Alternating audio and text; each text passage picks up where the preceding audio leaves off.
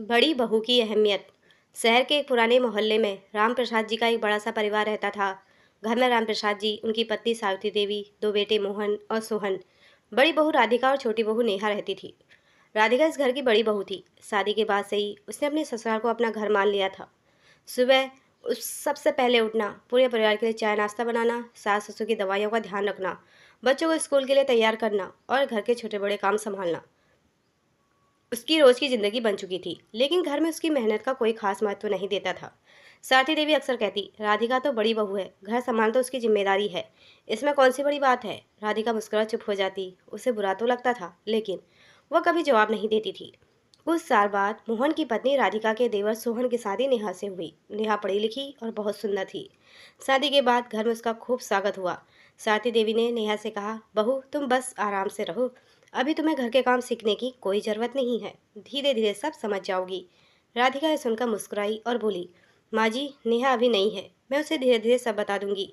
नेहा ने भी बड़ी बहू को देखकर कहा, दीदी आप बहुत अच्छा संभालती हैं घर को, मुझे भी आपसे बहुत कुछ सीखना है। राधिका ने प्यार से उसके सिर पर हाथ रखा और कहा, इस घर में हम दोनों बहनें हैं, जब भी किसी चीज़ की ज़रूरत हो तो मुझे बताना।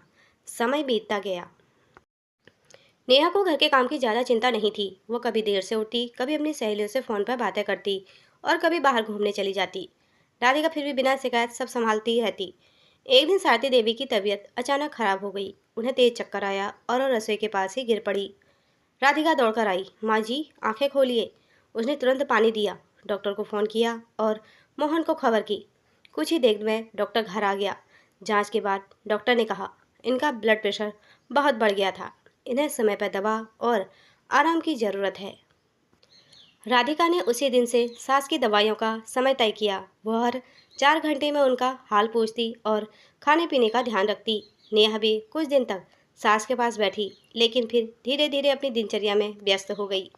एक शाम राम प्रसाद जी ने राधिका को बुलाया और कहा, बेटी तूने इस घर को बहुत संभाला है। राधिका ने मुस्कुराकर कहा, पिताजी मैंने कुछ खास नहीं किया है, परिवार के लिए तो हर कोई करता है। राम प्रसाद जी बोले, नहीं बेटी, हर कोई नहीं करता, कुछ लोग घर में रहते हैं और कुछ लोग घर को घर बनाते हैं। राधिका की आंखें नम हो गई, लेकिन उसी रात एक ऐसी बात हुई जिसने उसके दिल को बहुत चोट पहुंचाई। सारती देवी अपनी सहेली से फ़ोन पर बात कर रही थी। उन्होंने कहा, राधिका ठीक है, लेकिन अब घर में नेहा जैसी पढ़ी लिखी बहू आई है, देखना कुछ ही दिनों में नेहा ही घर को अच्छे से संभालेगी। राधिका ने यह बात दरवाजे के बाहर खड़े होकर सुन ली। उसने कुछ नहीं कहा, वो चुपचाप अपने कमरे में चली गई। मोहन ने उसे उदास देखा तो पूछा, क्या हुआ। राधिका ने कहा, कुछ नहीं, बस आज थोड़ा थक गई हूँ। मोहन ने कहा, तुम इतनी चिंता क्यों करती हो, घर का काम है, चलता रहेगा। राधिका ने धीमी आवाज़ में कहा, मोहन कभी कभी इंसान काम से नहीं थकता, उसे तब थकान होती है जब उसकी मेहनत की कोई कीमत ही नहीं समझता। मोहन कुछ नहीं समझ पाया। अगली सुबह राधिका ने एक फैसला किया। उसने सोचा, अगर मेरी ज़रूरत इस घर को नहीं है तो मैं हर काम अपने ऊपर क्यों लूँ। उस दिन पहली बार राधिका सुबह देर से उठी। रसोई में नाश्ता नहीं बना था। सारथी देवी ने आवाज़ लगाई, राधिका बहू आज नाश्ता नहीं बना। राधिका कमरे से बाहर आई और शांत स्वर में बोली, माँ जी आज मैंने सोचा कि घर में दो बहुएं हैं, अब काम भी दोनों मिलकर करें तो अच्छा रहेगा। सारथी देवी हैरान रह गई। उसी समय नेहा भी कमरे से बाहर आई। राधिका ने उसकी तरफ देखा और मुस्कुराकर कहा, नेहा चलो आज से हम दोनों मिलकर घर संभालते हैं। नेहा ने तुरंत हामी भर दी, लेकिन सारथी देवी के चेहरे पर नाराजगी साफ दिखाई दे रही थी। उन्हें लगा कि बड़ी बहू अपने अधिकार का इस्तेमाल कर रही है। वह बोली, राधिका इतने साल से तूने घर संभाला है, अब अचानक तुझे काम बोझ लगने लगा। राधिका ने सिर झुका लिया, माँ जी काम मुझे कभी बोझ नहीं लगा, बस आज पहली बार लगा कि शायद मेरी ज़रूरत उतनी नहीं है जितना मैं समझती थी। घर में सन्नाटा छा गया। राम प्रसाद जी दूर खड़े सब सुन रहे थे। उन्होंने पहली बार महसूस किया कि जिस बड़ू बहू ने इतने साल बिना शिकायत के परिवार की जिम्मेदारी उठाई, उसके दिल में कितनी बातें दबकर रह गई थी। लेकिन कहानी यहीं खत्म नहीं हुई थी, क्योंकि उसी दिन घर में एक ऐसी घटना होने वाली थी जो सबको यह समझाने वाली थी कि बड़ी बहू की असली अहमियत क्या होती है। राधिका के उस दिन की बात के बाद घर का माहौल कुछ बदल गया था। सारती देवी उससे नाराज रहने लगी थी। उन्हें लगता था कि राधिका पहले जैसी जिम्मेदार नहीं रही। दूसरी तरफ नेहा को भी समझ नहीं आ रहा था कि घर की इतनी सारी जिम्मेदारियां कैसे संभाली जाए। राधिका ने फिर से भी नेहा से कोई नाराजगी नहीं रखी। वह जितना जरूरी होता उतना काम करती और बाकी जिम्मेदारियां धीरे धीरे नेहा को समझाने लगी। एक दिन सुबह रामप्रसाद जी अचानक बाजार जाते समय सड़क पर गिर पड़े। आसपास के लोगों ने उन्हें पहचान कर घर पर खबर दी। राधिका को जैसे ही पता चला वह तुरंत वहां पहुंची और बिना घबराए उन्हें अस्पताल लेकर गई। मोहन उस समय शहर से बाहर का काम के सिलसिले में गया हुआ था और सोहन का फोन भी बंद था। अस्पताल में डॉक्टर ने बताया कि रामप्रसाद जी का ब्लड प्रेशर बहुत बढ़ गया था और उन्हें कुछ दिन आराम की जरूरत थी। राधिका ने सारी जिम्मेदारी अपने ऊपर ले ली। उसने दवाइयाँ खरीदी, अस्पताल के कागज़ पूरे किए और घर जाकर सारती देवी को भी संभाला। सारती देवी को आंखों में चिंता थी। उन्होंने पूछा, बेटी मोहन तो घर पर नहीं है, तू अकेले इतना सब कैसे संभालेगी? राधिका ने मुस्कुराकर कहा, माँ जी मैं अकेली नहीं हूँ, आप और बाबूजी मेरे अपने हैं, फिर भी मैं कैसे पीछे हट सकती हूँ। यह सुनकर दाई देवी कुछ नहीं बोल पाई। रात को राधिका अस्पताल में रामप्रसाद जी के पास बैठी रही। आधी रात को रामप्रसाद जी की तबीयत फिर बिगड़ गई। राधिका ने तुरंत डॉक्टर को बुलाया। कुछ देर बाद डॉक्टर ने कहा कि अब खतरा टल गया है, लेकिन उन्हें बहुत सावधानी की जरूरत है। अगले दिन मोहन घर लौटा तो उसे पता चला राधिका ने पूरी रात अस्पताल में रहकर पिता की देखभाल की और भावुक होकर बोला, राधिका तुमने मेरे पिताजी के लिए जो किया मैं जिंदगी भर नहीं भूलूंगा। राधिका ने कहा, मोहन बाबूजी सिर्फ तुम्हारे पिता नहीं है, मेरे भी पिता हैं। इस बात पर पास नेहा खड़ी सुन रही थी। पहली बार उसे एहसास हुआ कि बड़ी बहू होना सिर्फ उम्र से बड़ी होना नहीं है, बल्कि पूरे परिवार की जिम्मेदारी को अपने दिल से निभाना है। लेकिन असली परीक्षा अभी बाकी थी। कुछ ही दिनों बाद रामप्रसाद जी को अस्पताल से घर लाया गया। डॉक्टर ने साफ कहा उन्हें समय पर दवा, सही खाना और आराम चाहिए। राधिका ने फिर से घर की सारी व्यवस्था संभालनी शुरू कर दी। उसने नेहा को भी साथ रखा और उसे समझाया कि किस समय कौन सी दवा देनी है और बाबूजी के खाने में क्या ध्यान रखना है। नेहा पहले से काफ़ी बदल गई थी। वह सुबह जल्दी उठती और राधिका के साथ काम में हाथ बटाती। एक दिन नेहा ने राधिका से कहा, दीदी मुझे माफ़ कर दीजिए, मैंने कभी सोचा ही नहीं था कि आप इतने सालों से कितनी जिम्मेदारियां अकेले संभाल रही हैं। राधिका ने प्यार से कहा, नेहा तुम्हें माफ़ी मांगने की कोई ज़रूरत नहीं है, हर किसी को सीखने मैं समय लगता है, बस परिवार में एक दूसरे का साथ कभी मत छोड़ना। तभी साथी देवी ने दोनों बहुओं को एक साथ देखा। उसके मन में राधिका के लिए पहली बार गर्व पैदा हुआ। लेकिन उसी समय एक बड़ी मुसीबत सामने आ गई। रामप्रसाद जी के इलाज में काफ़ी पैसा खर्च हो चुका और डॉक्टर ने बताया कि आगे भी लंबे इलाज की जरूरत पड़ सकती है। मोहन की नौकरी में उस समय कुछ परेशानियां चल रही थी और सोहन का व्यापार भी घाटे में था। घर के सभी लोग परेशान हो गए। तभी राधिका ने अपनी अलमारी में से एक डिब्बा निकाला। उसमें रखे हुए गहने साथी देवी के सामने रख दिए। सारती देवी हैरान होकर बोली, ये क्या कर रही हो बहू? राधिका ने कहा, माँ जी ये गहने मेरे हैं, लेकिन इनसे ज़्यादा जरूरी बाबूजी की जिंदगी है। इन्हें बेचकर इलाज का खर्च निकाल दीजिए। मोहन ने तुरंत कहा, नहीं राधिका, मैं तुम्हारे गहने नहीं बेचने दूंगा। राधिका बोली, जब परिवार मुश्किल में हो तो गहनों को संभाल कर रखने का क्या फ़ायदा? असली गहना तो परिवार के साथ है। सारती देवी की आंखों से आंसू बहने लगे। उन्होंने राधिका का हाथ पकड़कर कहा, बेटी मैंने तुझे हमेशा बड़ी बहू समझकर जिम्मेदारियां दी, लेकिन कभी बेटी समझकर तेरा दर्द नहीं समझा।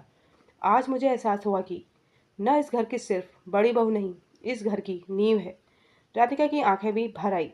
तभी रामप्रसाद जी ने अंदर से आवाज़ लगाई, सारथी राधिका को बहू मत कहो, वह हमारी बेटी है।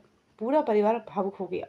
लेकिन तभी डॉक्टर का फोन आया और उन्होंने बताया कि रामप्रसाद जी को तुरंत दोबारा अस्पताल लाना पड़ेगा, क्योंकि उनकी हालत अचानक गंभीर हो गई थी। तभी चेहरे पर चिंता छा गई। राधिका ने बिना समय गंवाए उन्हें अस्पताल ले जाने की तैयारी की। इस बात परिवार का हर सदस्य उसके साथ खड़ा था। नेहा ने दवाइयाँ संभाली, मोहन ने गाड़ी निकाली और सोहन ने अस्पताल में डॉक्टर से बात की। राधिका सबको दिशा दे रही थी। अस्पताल पहुंचने के बाद डॉक्टर रामप्रसाद जी को तुरंत अंदर ले गई। बाहर पूरा परिवार बेचैनी से इंतजार करने लगा। कुछ देर बाद डॉक्टर बाहर आए, बोले, आप लोगों ने समय पर अस्पताल पहुंचाकर बहुत अच्छा किया। थोड़ी देर और हो जाती स्थिति गंभीर हो सकती थी। यह सुनते ही सारती देवी ने राधिका को गले लगा लिया। उन्होंने कहा, आज अगर तू नहीं होती तो पता नहीं हमारे परिवार का क्या होता। राधिका ने कुछ नहीं कहा, बस माँ के कंधे पर सिर रख दिया।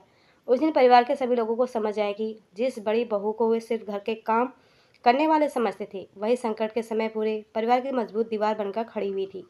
लेकिन घर लौटने के बाद रामप्रसाद जी ने एक ऐसी बात कही जिसने सबको चौंका दिया। उन्होंने कहा, अब इस घर का फैसला मैं करूंगा और फैसले से शायद तुम सबको बड़ी बहू की असली अहमियत हमेशा के लिए समझ आ जाएगी। रामप्रसाद जी की बात सुनकर घर के सभी लोग उनकी तरफ देखने लगे। उन्होंने धीरे से कहा, मैंने इस घर को अपनी मेहनत से बनाया है, लेकिन इस घर को परिवार बनाए रखने का काम राधिका ने किया है। जब मैं बीमार पड़ा, जब घर में परेशानी आई, सब बेटों के पास समय और पैसे की कमी थी, तब राधिका ने बिना किसी शिकायत से सबका साथ दिया, इसलिए आज से घर की सबसे बड़ी जिम्मेदारी राधिका की होगी। यह सुनकर सावित्री देवी की आंखों में आंसू आ गए। उन्होंने कहा, आप बिल्कुल सही कह रहे हैं। मैंने राधिका को बड़ी बहू समझकर उससे हमेशा जिम्मेदारियां निभाने की उम्मीद की, लेकिन कभी यह नहीं सोचा कि उस जिम्मेदारी के पीछे उसका अपना जीवन, अपनी इच्छाएं भी हैं। फिर उन्होंने राधिका का हाथ पकड़कर कहा, बेटी मुझे माफ़ कर दे, मैंने तेरी कद्र बहुत देर से समझी। राधिका ने तुरंत उनके पैर छुए और कहा, माँ जी आप मुझसे माफ़ी मत मांगे, आपने मुझे इस घर की जिम्मेदारी दी, यह मेरे लिए सम्मान की बात है। बस बस अब मैं चाहती हूँ कि इस घर में कोई भी बहू अपनी मन की बात कहने से डरे नहीं। नेहा की आंखों से भी आंसू निकल आई। वह राधिका के पास आकर बोली, दीदी आपने मुझे कभी छोटी समझकर अलग नहीं किया, आप हमेशा बहन की तरह मेरा हाथ पकड़ा। आज मैं आपसे वादा करती हूँ कि अब घर की जिम्मेदारी सिर्फ आपकी नहीं होगी, हम दोनों मिलकर इस घर को संभालेंगे। राधिका ने नेहा को गले लगा लिया। मोहन और सोहन भी चुपचाप ये सब देख रहे थे। मोहन ने कहा, हम दोनों भाइयों से भी गलती हुई है। हमने हमेशा सोचा कि घर का काम तो घर की औरतें की जिम्मेदारी है, लेकिन आज समझ आया कि घर चलाना सबसे बड़ी जिम्मेदारी होती है और इसे निभाने वाले इंसान को भी सम्मान मिलना चाहिए।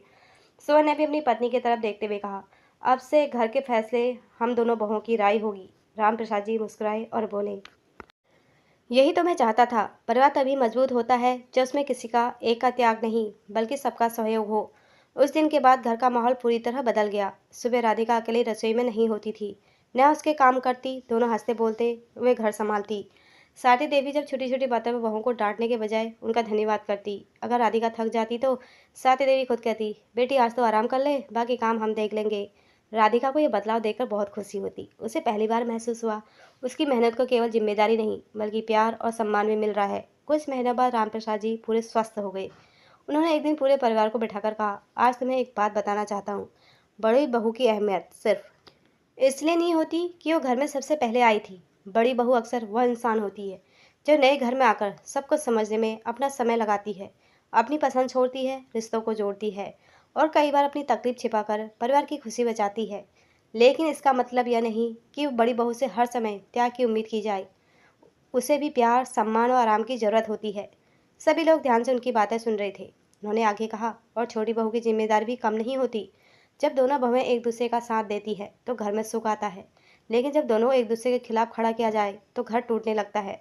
सारती देवी ने दोनों बहुओं का हाथ अपने हाथों में लेकर कहा, आज से मेरे लिए तुम दोनों बहुएं नहीं, मेरी बेटियां हो। राधिका और नेहा दोनों की आंखें नम हो गई। उस दिन राधिका ने महसूस किया कि जिस सम्मान के लिए उसने कभी आवाज़ नहीं उठाई थी, वह सम्मान आखिरकार उससे मिल गया था।